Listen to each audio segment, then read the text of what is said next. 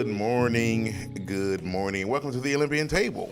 I am James Lee, one of your co-hosts here. The Olympian is actually not here. Steven is out of town.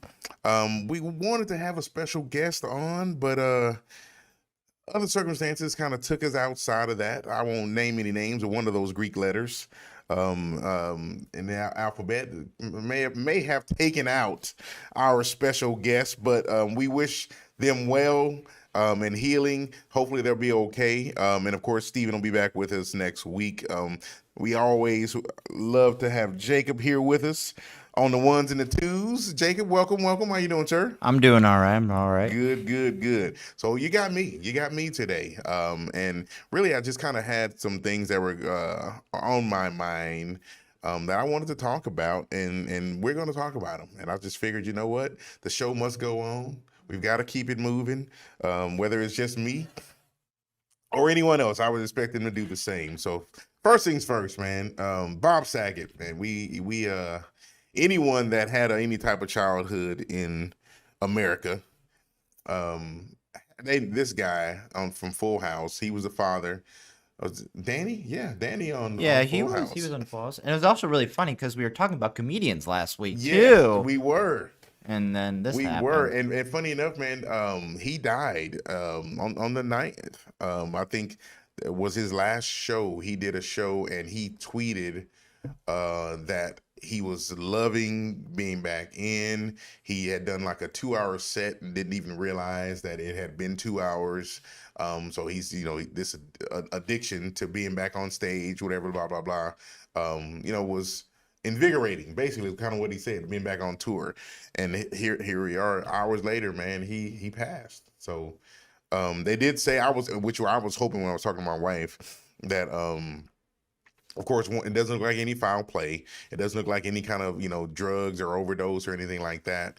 He was 65 years young, and things happen. The body just, decides that it's time, and, it's time. But I will say he, of course, did Full House, America's Funniest Home Videos. That was on for years.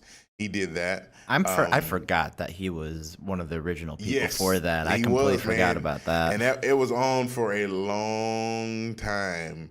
And I know they're going to do some more, toxicology tests to just kind of find out the cause of his death. But, that takes like 3 months sometimes to even do that. So hopefully we'll find out what it is. But we'll want to give lift them up in prayer and their family, and wish all of them well, and all those that were in contact with him, all the casts that was on. I think they said John Stamos was saying he wasn't ready to say goodbye. He hadn't even accepted it yet. He was really kind of dealing with it.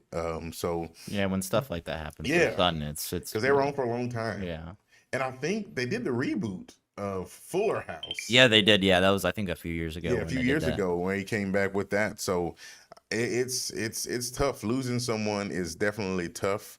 Someone you work that closely with. But Bob Saget, he's a name that is synonymous with great TV dad, I would say. We had to put him up there with one of the better ones. And if you don't know what Full House is, maybe you're only 16 or 17. Who knows? But it was on for a long time. And I know during my childhood, we watched it. And I even watched a few of the Fuller House reboots with Candace Cameron and all the rest of those guys. So, Bob Saget, we appreciate what you brought to the world. And best wishes to your family and your legacy living on. So there you go. That's enough of the sad news. With that, we did lose a good one in there. So today I just kind of wanted to talk about some things that's been on my chest. And mainly it's more about the information, or shall I say misinformation, of the home buying process, real estate, credit, all encompassing, the things that kind of go into it, and just kind of share some personal stories of my own on what I dealt with even coming up in this credit game. So When I moved here in the Houston Metroplex area in the late 90s, late 90s,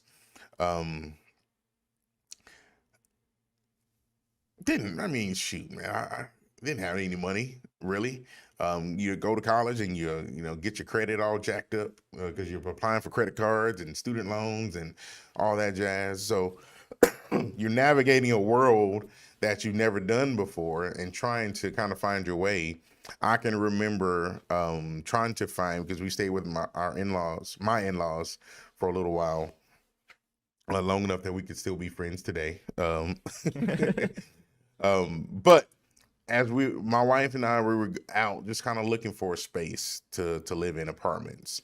And of course, rent was much cheaper back then, but you still had to have, decent credit. Yeah, absolutely. Yeah. And I would say my credit was not decent. Okay. It was less than decent because I was reckless with some of it. You think, oh, I only got to make a $25 payment a month. I can do that. That's no big deal. That's easy. Yeah, exactly. No problem. Well, if you got a $25 payment on 4 different cards, that's $100 a month. And as the balance increases, it continues to go up. So the thinking of budgeting and handling it well, it was all out of whack. Yeah, you really got to get the full picture in there. That's where a lot of people go wrong with this stuff. Absolutely. Even stuff that I even go wrong with sometimes too. That's a easy mistake to make for sure. And my wife, she was in a much better position than I was. She had a little bit more credit, but it wasn't great, because her parents too didn't really kind of walk her down that financial literacy path that we all should. So I can remember, man, going into this apartment complex, which we kind of stumbled upon together at the same place. And like in the neighborhood, it was gated and, every, nice little area. And man, we get in there and we apply. We had jobs, we were working, and we applied for this apartment. And I can remember, I don't know what the circumstances were when I stepped away, but whatever it was, my wife got a chance to look at the application. And on our application, where this lady had pulled our credit, she wrote yuck on the application. Dang. And man, that was painful. Yeah, no, that doesn't feel good. It doesn't feel good at all, man. Because when you have bad credit, man, it's a terrible feeling, of course. And sometimes you don't even want to look at it because you know that it's bad. It's like, oh man. Yeah, it's like looking at your bank account knowing you don't have much in there, and you're just like, I don't even want to look. I don't want to look because I know it's gonna be terrible. So seeing that, getting that yuck written on that application. Now, to this day, I don't know all the conversation that my wife had with this woman, but that is the reason why we got that apartment. She did some magic there. Yeah. She tore that head off. Oh yeah, she went in on that lady for writing the yuck. Because things were different back then. I mean, you didn't have I guess there were some rules and fair lending or renting laws in place, but man, it was kind of the Wild Wild West out there. But I think that alone was what got us into this apartment. Now, it was a 2-bedroom, 2-bath apartment. I want to say we probably paid $700 for it back at the time, so it wasn't terrible. No. Now that's probably going to cost you $1,800. In the area where in the area you were. Yes, I was about to say we have the same thing. We have a 2-bedroom, 2-bath. Me and my girlfriend, and we got really lucky with it. To be honest, really, I think we probably got like a good steal on it because we only paid maybe I would say just under $1,300 for it. Oh, okay. Yeah, and it's pretty nice. It has crown molding and everything. And I was just you did get a good deal. Yeah, because they gave us the wrong price at first on the website from where we were looking at, and they had it a little bit higher actually. But we talked about the price on the website, like, oh, that's a mistake, but we'll give it to you anyway. Okay. Ever since you guys went in and applied for it, thinking it was that price, so we got a steal with it. Hey, you did get a steal. Yeah. Yeah, you might want to don't let that lease expire. Oh no! We're sticking there until we move out for sure. Yeah, you gotta hang out in there, bro. For real, for y'all sure. lucked out on that one. But yeah, in this case, man, you know, it's because I look for the the cost, and it's about, for a 2-bedroom, it's probably going to be anywhere between $1,700-$1,800. But Yeah. nevertheless, man, we got that apartment, and as we got there, I would have to credit my wife with kind of putting us on the track with trying to get things paid off and getting the credit together, because it's important to pay your bills on time. Oh, absolutely. That adds up onto your credit. Man, it's so important. People don't realize how much of an impact that it'll have. It affects everything. I was talking to the handyman that came to fix my refrigerator the other day, and he was talking about his car insurance. How he was paying like $850 a month for What? How many DUIs Bro. does this guy have? That's what I said. I was like, first of all, what are you driving? How many infractions have you had on your record? But it was just that his credit wasn't that great. Oh. So he didn't understand. He's like, well, Okay. so why do you need my credit? Well, it's considered, well, I'm not asking for credit. I'm going to pay. But once they broke it down to him, which of course they run this clue report and all this stuff for insurance, and insurance is a bill. It And is, you yep. might be that kind of person where if you make a claim and you get the money, you might not go get the car fixed. You might keep the money. Or if you run off and hit somebody, you might not, continue to pay the bill, and then they're on the hook for it. So that's the idea behind it, because they didn't always pull credit for insurance. But nevertheless, Okay, so it's more of a recent thing. Got it. yeah. Okay. But nevertheless, they pull credit for just about anything you want to get now. So it's important to be informed of how you need to navigate the credit space, and when it comes to buying a home, especially. Yeah. So I have a couple of kind of topics that I'm going to read from a group that I'm in on Facebook, because it was started by a young lady and has over 300,000 members. And the information that's put on there is meant in a good spirit. But it's so many incorrect answers that are given, and the information that's put out there is incorrect, because people are putting this information out there and they're not licensed to originate a loan. They're talking about loan origination steps. They're not licensed to do it. Maybe they've gone through the process, or they have a family member that's gone through the process, but they specifically are not the ones that are licensed to do it. But they're sharing what they think they is the right thing. So it's important for us as individuals, collectively, if we know something, we need to share the information and make things right. So Exactly. With us being a franchise of Century 21, we know what we're talking about. Yes. So this is what we do on a daily basis. So we are. yes, so try to take this listen to us. information, take this information for just that. It's some of it. It's going to be, of course, my opinion, but I'll shoot you the facts as far as how you need to navigate this thing, and it's your choice to how you want to go through it, if you want to do it or not. But this first thing I was going to read, this is a post that was actually put up. This is what it says. Make it make sense, because my frustration level is almost having a conversation with the ancestors. I'm assuming that means she's really, really upset. Oh, yes, I'm sure. She's taking it back to great granny and grandpa. But anywho, I have the income for a house, but not the credit. I'll put my business on the book, meaning she'll let the Facebook know, what she has. She's in a 3-bedroom apartment right now. Now, this happens to be out on the East Coast. Okay. She pays $1,505 in rent. The only thing that's included is water and trash. Everything else she pays. But I can't afford, quote, a house, because my credit isn't mortgage ready. Talk to me, people. I look on the Experian app. My credit score shows 636. TransUnion shows 606. Equifax shows 591. Make it make sense. All I want is a 4-bedroom, 2-bath, new construction. Am I tripping or just impatient? Talk to me nice and encouraging, please. Now, this post got close to 100 responses. Okay. And it was a mix of different people sharing their idea about what you should do, kind of what the issue is, looking at, hey, you need to look at your credit profile, blah, blah, blah, so on and so forth. Now, she's out on the east, in southeast Georgia is where she is. Okay.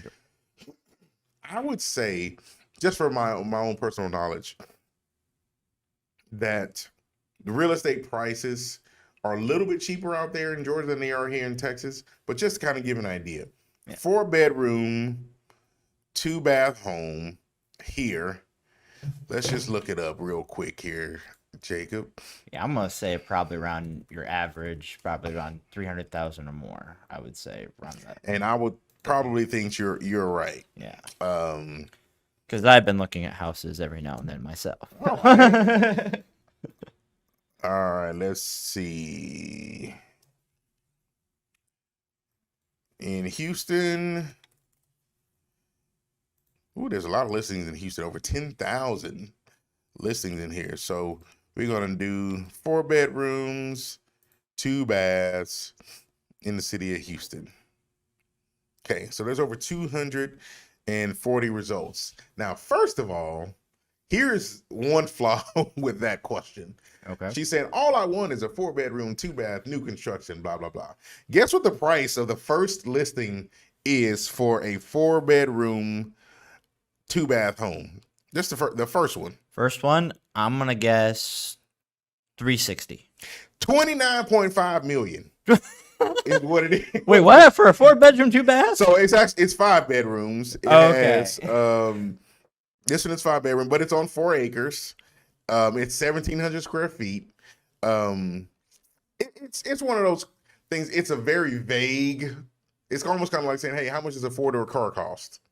It's like, well, where you buying from? Where are you buying from? What kind of car is it? Yeah. What are the options you have in it? It's very, very vague. So she's kind of throwing out that whole victim Olympics kind of deal. Like, all I want is a 4-bedroom, 2-bath home. Yeah. So, okay, we get it, but what does that look like, though? I mean, we need some more. Where are you trying to get it to on top of that? Which neighborhoods? Exactly. So let's just say, to be realistic, let me drop it because we don't need the $29.5 million. No, yeah. But let's just drop it down to 350, it being the max, and see what our so it's still over 340 some odd options.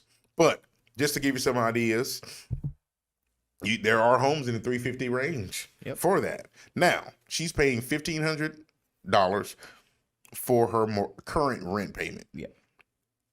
Just on a regular mortgage, $350. Let's just say she's putting down 5%, just the minimum. On today's rates, where they are, let's just say she doesn't have great credit, but even at really, really good credit, her principal and interest payment alone, just principal and interest on a $350,000 home with 5% down at a 3.5% interest rate, which is a really good credit, is $1,493. Oh, okay. That's just principal and an interest. Yeah. Now on 350, she's probably easily going to pay anywhere between $8,000 to $12,000 in property taxes. Yeah. So that can be anywhere from another $700 to $1,000 just in property taxes to go on top of this. Yeah. Right? Then of course you have insurance. That could be another $150. So we're easily, for a $350,000 home, looking at about $2,600 easy for her, which is over $1,000 more than what she's paying. Yeah. Her issue is in credit. I don't know who told her that it was credit or if they led her to believe that it was credit, but she's here misinformed about what her scenario is, that it's credit. Her credit scores aren't great, but they're still workable. Yeah. She could still get an FHA loan, put 3.5% down, and still work down the path of home ownership. But she's believing that she can't do anything because someone has told her that she's not credit worthy. I honestly believe that this is a debt to income ratio problem. Okay. There's a little bit more to this than meets the eye. Definitely more to it. I don't know this young lady. I haven't even offered my my thoughts about what she could do or anything, but I'm going to make a comment about it just to give her some kind of guidance, just to say, hey, listen, it doesn't sound like a credit issue. Sounds like you have more debts than what you feel like are being accounted for. Now, with that being said, when you are applying rent, it's a part of the overall picture, but typically rent doesn't report to your credit. No, yeah. But if you have a car loan, if you have student loans, if you have medical collections or any other kinds of collections, those can all be factors that can keep you from qualifying for a mortgage. Exactly. So where she's thinking, I'm paying $1,500, I should be able to get this house. When you peel it all back and we include everything that might be on your credit report, not really. You can't do it. Not at $1,500, even though that payment fits in your mind where you think should afford. But that's just one small part of the big picture. One small, and that's the thing. You get pieces of information where it on a post like that, and again, it's a group of 300,000 plus people. Yeah. So everyone sees this, and then I tell you, it's like an old game of telephone.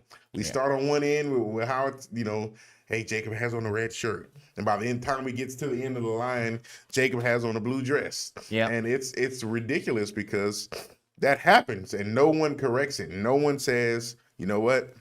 That's not right. That's not what it is. It should be something different. So we've got to do better in that space. I put a picture in the Discord. I don't know if you can see that.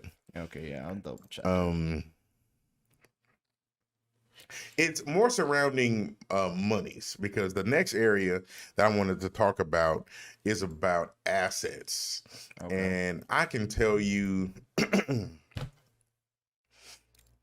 actually, I can't tell you how many times I have received applications for, will it let it make it bigger? Yeah. Hopefully so. I can't tell you how many times I've received bank statements for people, and there's no money. When I say no money in the bank, Jacob, I mean no money. And you have to have money to buy a house. Many people feel that, oh, because their friend got in this house and they didn't have to pay much money out of pocket, that's what's going to happen with them. Oh, that's great. It happens. I have two or 3 weeks ago, I got a lady at the closing table. She brought $297 to closing. Oh, that's it. Wow. $297. But it was structured in a way to where she could do that because she got down payment assistance. The seller was going to pay for some of her closing costs. Oh, so so by the time we layered everything in, she didn't really have much that she had to pay at close. And that happens, and it can happen for sure. Yeah. If you qualify for those programs. Exactly. Not everyone will qualify for those programs. No, yeah, my brother, he didn't. He was a first-time home buyer. He just bought right around the Christmas time, and he had that thing happen to him where he's just like, "Oh my God, I didn't realize how much buying a house was because all the closing costs and everything associated with it. He had to pay thousands of dollars," and he's like, "I wasn't expecting to pay this much." Yeah, wasn't expecting it. So here's the thing. When you buy a home, you start, you get pre-qualified. There's 4 different components of monies that you have to deal with. The first 2 are, you got earnest money, and then you have an option fee. Those are due within 3 days of the contract being executed. Okay. You've got to get that money to the title company, because that is basically guaranteeing the seller. in earnest that you're going to buy their house. Yeah, that's like So that's confirming the it. good faith. Yeah. Hey, we're going to take it off the market because you said you want to buy it. So, it's not open to anybody else to try to get it. So that kind of pulls the dogs off from trying to get that property. So that money is set there in good faith. That's typically 1% of the price. So on 350, that's $3,500. Yep. Right off the the top, bat, yeah. $3,500 you got to pay. Option can vary anywhere. I've seen it as low as $50. I've seen it as high as $1,000. So it just kind of depends. But yeah, you should be on prepared that. to Be pay prepared to the pay that. most. Exactly. Yeah. Now the cool thing about it is, although you're paying that up front, it's credited at the end for you. So it's not like you lose that money. As long as you close, that money's credited. So you'll see where it goes towards your closing. Right. So those two components are in the very beginning. Secondly, you have your down payment. So that can vary anywhere from 3% to however much you want to put down. Right. And then the last piece of it, of course, is your closing costs. Closing costs is a blanket term for everything that is associated with the mortgage. Yeah. Lender fees, third-party fees like title insurance, appraisal, survey, those kinds of things. Excuse me. And then also you have your prepaids, which is the setup of your escrows, which is taxes and insurance. Yeah. All of those go in, and when you see that closing cost number, that's a part of that number. Gotcha. So many times people will look at this and they're like, "Oh, wait a minute. Well, 3%. The house is $200,000. That's only $6,000." Yeah, for the down payment. Yeah, just for that. Yeah, that's just the down payment. But you still have closing costs. You still have prepaids. You still have your earnest and all that kind of jazz. So this picture that I found, it was in this group. They put it out there, kind of a rule of thumb. Now, this is not the gospel, but it gives an idea that, hey, this is what you can be looking at having to pay for when buying a house. So upfront, these things. So the inspection, of course, we don't require it, but we do recommend getting an inspection. Yeah. Now, for those of you that don't know, an inspection, real quick, is really just a picture by an uninterested third party to say, hey, yep, this house is in working order, or, man, this is what's wrong, this was wrong. Now, they'll give you a detailed report of everything in the house, what needs to be done, or if it's up to code, or whether codes change all the time, so there's nothing to really be too alarmed about. But it'll tell you, hey, you got a leak in the plumbing, or the AC is on its last leg, or the roof is deteriorated, or the foundation has a slope in it. Anything along those lines, the inspection report can uncover for you. But you pay for that out of pocket, up front. Yeah. Appraisal, you pay for out of pocket, up front. Yep. As I mentioned, down payment, 3%. That's the minimum. And it can be more than 5% if you wanted to, but at minimum, 3% is what you're going to be putting down. And then you've got your closing costs, which could be another 2 to 4%, depending on where it is. It could be even higher. So I usually say 2 to 5 for people. Okay. And then that bottom scale, it just kind of lets you know. So on a $300,000 house, even though 3% of the 300 is only $9,000, when you add everything else in, you're gonna need about 15. It's what you're expected to pay. You're gonna need about 15 grand on that. At 500,000, 25. Now, if these places are in Texas, I would probably add another 2,000 to 3,000 to these at minimum, because our property taxes are pretty high.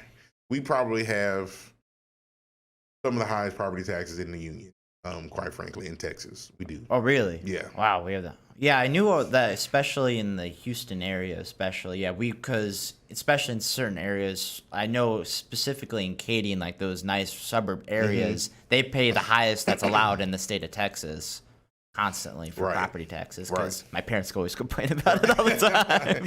Absolutely. Like in my neighborhood, we pay 3.6. And for property taxes, so it's high. We tell people when they come from different states, hey, listen, property taxes are expensive here. It's just, it is what it is. But that's what we pay. But So for that scale, this is just a rule of thumb, something to just kind of look at. If you're in Texas, I would throw on a few extra thousand because of the property taxes. But just looking at it, just knowing it's not just going to be the down payment. Yeah. And I think that's kind of the stark reality that people run into when it comes to qualifying for some of these mortgages. Yeah. Excuse me. Now, the asset piece of it.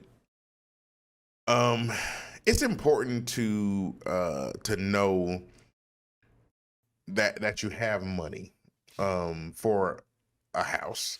As I mentioned, the lady coming with only $297.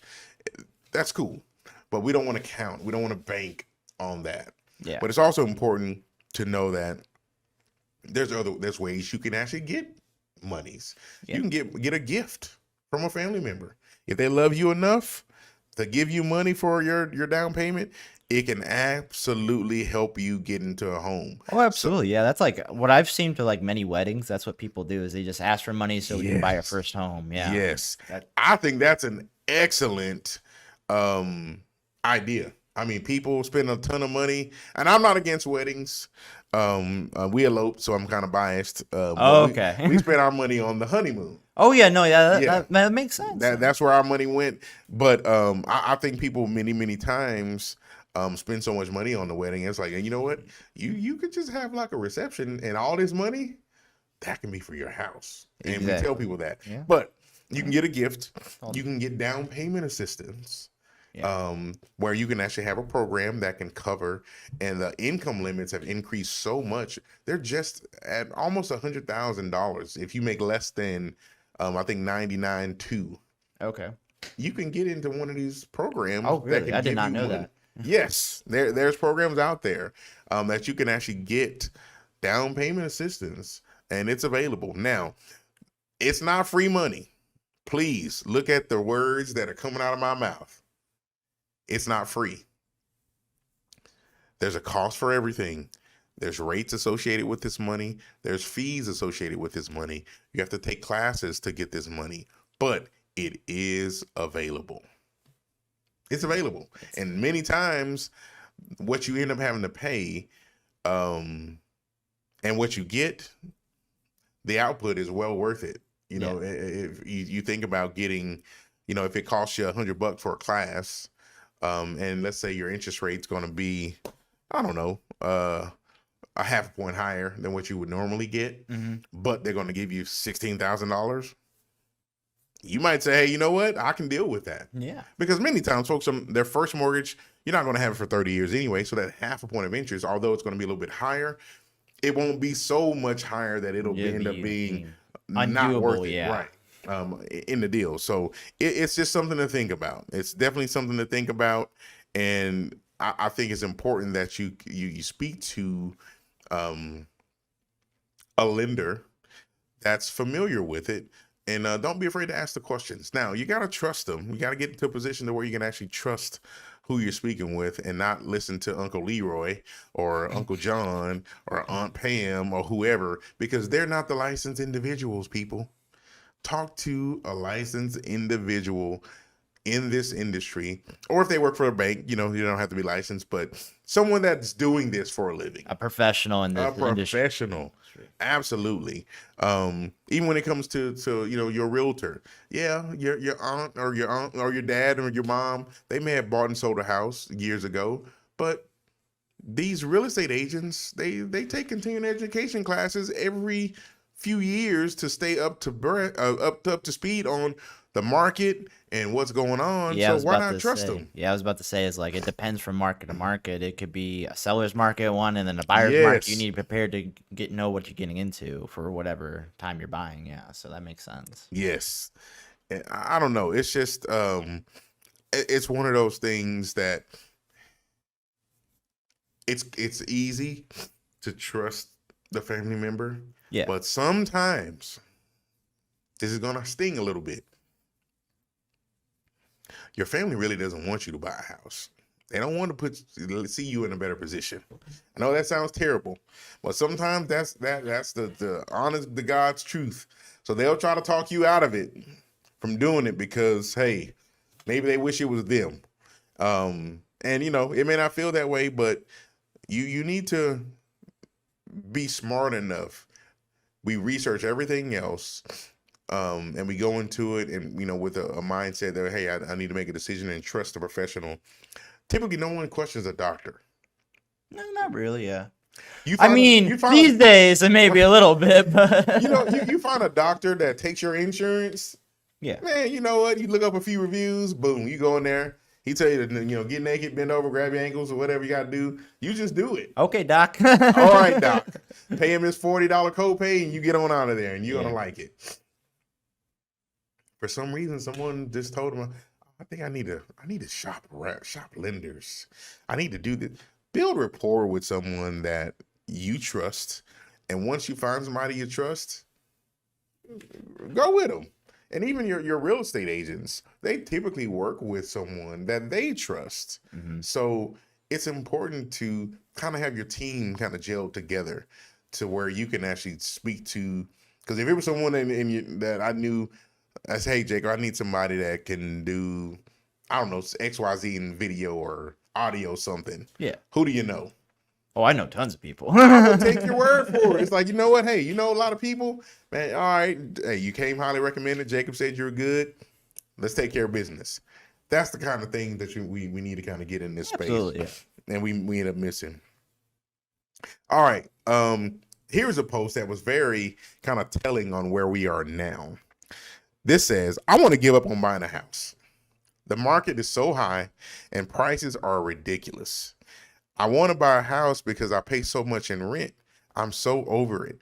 Any advice or suggestions? I know it's a process, but I'm stressed out. Oh, poor baby. She waited too long, y'all. She waited. This was 12 hours ago that she posted this. Now, I say don't give up. Don't give up. Prices are high. That's all relative. Mm-hmm. But if you're paying rent, you're never going to be in a position to where you would be if you were paying on a mortgage. Yeah, because you're not putting that money towards something. You're not putting it towards something. You're paying somebody else's mortgage, right? The apartment complex. And I'm not knocking it because some people, that's the ideal situation for them. Hey, man, I'm paying my rent. This is what I got to do. I don't have to worry about anything else. Cool. Some people love it.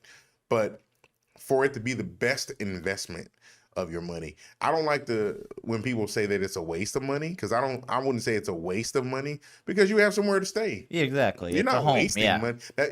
It's as much as a waste of money as it would be you wasting money to stay in a hotel. Yeah. So that's my thing, is like, it's not a waste of money, I would say. It's just not the best use of your money, because you could be putting it towards a mortgage. Yeah. And if you put it towards a mortgage, you build equity. It's kind of one of those things where you almost can't lose. Yeah. You can't lose on it, because it's one thing, you have the money that you're paying towards your mortgage, which is paying down your balance. And then you have appreciation in the market where the property value is going up. So you're building that equity each month as you're paying on the mortgage. So it's kind of one of those, it's like a big savings account for you, honestly. Yeah. That you're not taxed on until you pull it out. Yeah. Yeah. But nevertheless, man, it's kind of one of those things where you hear this kind of post, or you read this kind of post, and it seems discouraging, but I say continue to move forward with it. If you're in line and you're on the ladder already, keep your credit good, continue to save, continue to budget, and work with someone that'll kind of keep you engaged. Someone that can, kind of call and check in on you, make sure you're still, how the home search is going, making sure you're not getting discouraged. I think it's important that you do that. Couple other posts as I was reading through this. Does it matter if you are full-time or part-time with your job when you buy a house? What would you think? Ideally, I think it's better to have a full-time job and more steady income. But yeah. Man, that seems like a no-brainer to me. Seems like a no-brainer, right? Yeah. But there are rules where you can use some part-time income. Really? There are. Oh. I'm learning all sides of things There today. you go, man. There are some rules. Now, the caveat in the part-time income typically falls in that there's a pattern of you having part-time income. So say, for instance, you worked a full-time job, but you also delivered pizza on the side. Okay. If you've been doing that, I mean, we can show that you've been doing that for the past few years, we can use that income. Okay. That rule came in because before this whole credit crunch, 2007, 2008, and out that area, people were just going to qualify for a mortgage. They just go get a second job. Oh yeah, I'm gonna just go get a second job, turn in a couple paycheck stubs. Now my ratios are down. Boom, I qualify. And then once the mortgage closes, they quit that job. Huh. I didn't know that was a thing. That was a thing. Now I know you were only 2 back then, but I am quite young. but that was a thing. A lot of the rules that are in place now are because people were trying to work the system back then. So the part-time thing, we used to do it, but because of that reason, when you go back and you look across a line of loans that default, you say, what's the common denominator in why these loans defaulted? And when you look at them, it's like, well, they all had a part-time job at application, and looks like they defaulted on it afterwards, but they had only had this part-time job for a month or 2 months, or whatever the case is. So you start putting in those guidelines that will require them to have that job for a certain amount of time to establish that there's a common history of having a part-time work. So that's the reason why it exists. I did not know that. Oh. That's the reason why it exists, man. There's a lot of things that we deal with now because people are they figure out ways to try to work the system. And we were kind of the fall guys in a lot of that stuff. We as in mortgage people. And I'll tell you, we've mentioned it several times on this show. If you have not seen The Big Short, you need to go and watch The Big Short. I think it's on Netflix or Amazon or whatever. But it talks about during that time what was going on during this credit crunch and the implosion of our economy at that time. But it's a very good movie. I really enjoyed it. But nevertheless, there's a lot of little gates that people were going through to try to get these loans done, man. And that's why now, the penalties are severe, and the mortgage fraud they don't play. They don't mess around. Yeah, because they don't want that to ever happen again. Yeah. Don't want it to happen again. And I get it. I respect it. It is what it is. I was looking, there was one specific post that I had on here. They were complaining about providing documentation. I can't find it, but I'm going to say this. If your mortgage professional asks you for documentation, we're not trying to make your life hard. We're not.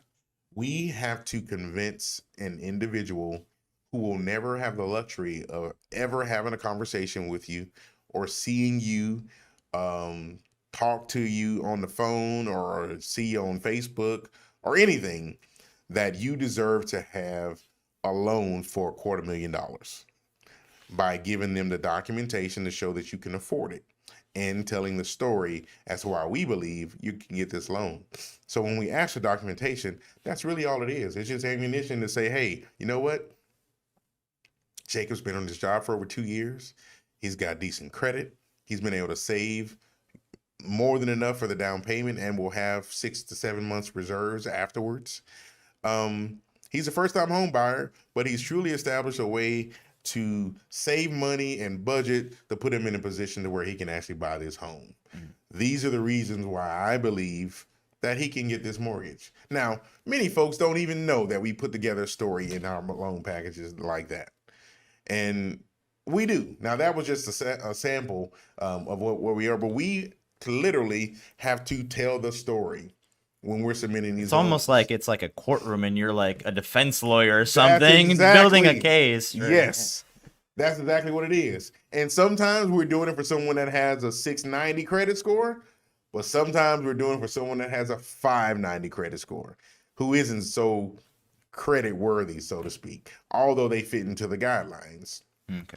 So that's a space that we live in, and I don't think people, they don't understand that how much work is done behind the scenes as a loan originator for us to try to get these loans through. And those of us that do our jobs well, that's what we do. We let the underwriter know as much details as we can as to, you know, why we feel like this loan deserves approval. Yeah. We do a good job up front with gathering documentation and, you know, running credit and, you know, giving the pre-qualification letter to say, hey, yeah, you qualify. But we still have to get it to the underwriter and help them to understand why we believe that you deserve this loan. Yeah. So it's a task, man, and it can. We find out ways to do it. So don't give any pushback from your loan professional if they ask for another pay stub or they need a better copy of your photo ID that you took with your iPhone from 6 feet away with the lights off, and you'd be amazed some of the documentation that I get. It's just like playing I Spy like, for some of really? the stuff. Did y'all even look at what you were sending me? I mean, it's almost like some people just don't even care. Yeah. Oh, well, it's okay. So yeah, it's better to think of building a case for you, and they're trying to help you out as best as possible to make sure that you get this loan. So that's the way you should really go in and think that's the way you about should it. go in and do it, because quite frankly, that's when the work starts. Yeah, it's cool. You know, you got your real estate agent, and this is no knock on realtors. But quite frankly, to buy a house does not require a realtor. But most of the time, You would want one, yeah. you would want one. Yeah. You want a realtor that's acting on your behalf. But one thing that you gotta have is money. Yeah. So you gotta have a loan, definitely. So once you find a good realtor you can work with and you trust them and they're doing a good job for you, you want to make sure that once it passes off and you get that contract working, pass that thing off to the loan officer and let them do their work, do their magic, and treat them like the doctor. They say, hey, lift your hands and cough. Guess what? Lift those hands and cough. Do what you got to do. So, you know, I try not to put my people through too much of a hassle, which is why I ask for a lot of things up front. Most of the things that I think we'll come in contact with, I ask for more things at the pre-qualification stage than most loan officers do. And I do that because I don't want to have to go back later and ask for it. If I ask you for it one time all up front, they don't want me that big a deal. Even if I don't need it. I say, hey, Jacob, give me your birth certificate. I need your high school diploma. Give me a transcript from college. Give me this, that. And you get it all to me. And let's say I don't need it. You're none the wiser. It's no big deal. Yeah. But if I do need it, or if it got to a point to where I needed it and I didn't ask you for it, you say, hey, well, why didn't you didn't ask me that up front? You know, if we knew we needed that, you could have just asked me. I had it available. Now we've got it all packed up in the boxes because we thought we were ready to move for closing. And now I got to go dig in my storage. You get where I'm going? Yeah, it makes it a lot harder and a lot more unnecessary. Absolutely. So it's just a matter of asking for that information up front. So respect your loan professional. Do what they ask you to do within reason, of course. None of them should be asking to do anything too crazy. But it does happen. We of course talking about getting the documentation and saving the money for a house. Just making sure that you have the assets, not really giving you a specific number, but most importantly, make that you're saving it in the bank. Yeah. If you're not saving it in the bank and we can't document it, it's going to be tough to use it. So you're saying I shouldn't be investing in crypto and well, yeah. Well, so believe it or not, if it can be documented from crypto, I mean, I guess there's a way to do it, but you shouldn't be rolling dice or playing pool at the pool hall and then throwing that money in the closet and then saving it that way. Yeah. It needs to be in the bank so we can actually see it, because we're going to look back at least 2 months, and if we get a bank statement and all of a sudden there's a $30,000 deposit just out of nowhere, and your average daily balance is $3. It's like, well, wait a minute, where's this from? What that money? Oh, that's just money I've been saving at home. Blah blah blah. Oh, okay, that's fine, but we've got to document that money. Yeah. And if it's cash, can document it. Yeah. It comes from a good spirit. It comes from a good place. But there's that's a hiccup and can be an issue for a lending institution with, because back in the day, another back in the day situation, Mm-hmm. if people were short on funds, they go get a personal loan. Yeah. Because we didn't do credit refreshes back then. Oh. So if you go get a personal loan, it's not going to show up on your credit. Boom, you get 30 grand, goes into your bank. Okay, Wow. use it for closing. Crazy, Yeah, right? I know. Right? I was just like, wow. That's what happened, man. I have done it. I've had people say, look, well, you're short.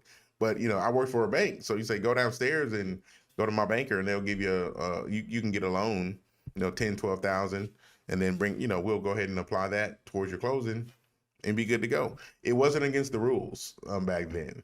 But now, since we do the credit refresh to see if there's anything else new on the credit report, then you got to be careful with that. So it's important to, I've been in this game for a while, so I've seen a lot and done a lot of things the wrong way. But now, working at doing it the way that it needs to be done, that's part of some of the reasons why those laws or those rules are in place now. Okay.